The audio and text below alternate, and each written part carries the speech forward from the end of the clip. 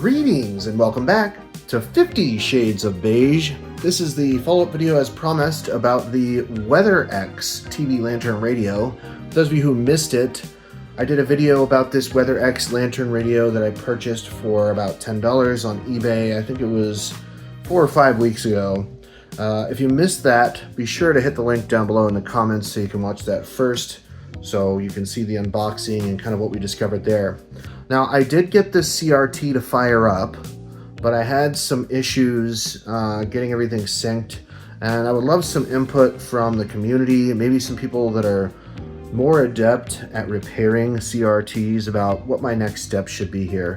I know how CRTs work, I'm familiar with them, but I've never actually fixed one, and I'm kind of hoping for some advice on like where to go from here. So let's get into it. Editor Beige here. I went ahead and muted this segment because the amount of noise that was coming from the CRT was just too much, and I didn't want to absolutely destroy your ears with the high-pitched CRT screaming. So I'm just here narrating this segment. So as you can see, I'm going to go ahead and turn the CRT on here. You can have a look at it, and when you very first turn it on, it actually looks like just fine. The geometry is off a little bit, no big deal, we can fix that hopefully. But it's got a nice bright picture, and there's no like weird artifacting or anything that I can see. Then when I turn the N64 on is when things get a little crazy. So the pitch, the noises coming from the CRT changed drastically.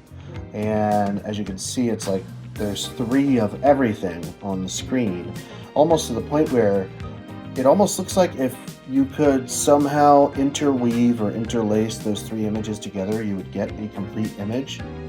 Now I tried the vertical hold, I got that dialed in, no problem. And then the only other external controls I have are brightness and contrast. So I'm just kind of trying to see here.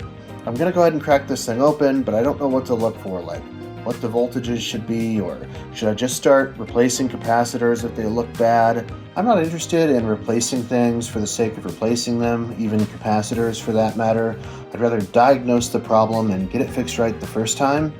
And that being said, I've had a hard time finding repair information for this specific CRT, and I haven't found anybody on YouTube that's like torn one of these down before or anything like that.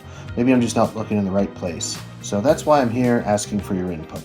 And in exchange for said input, I'll be sure to document the process and maybe even like publish a little help guide or something like that for people that might want to buy these CRTs on eBay and refurbish them. I mean, there's tons of them that are brand new still in the box, and they seem to be relatively cheap.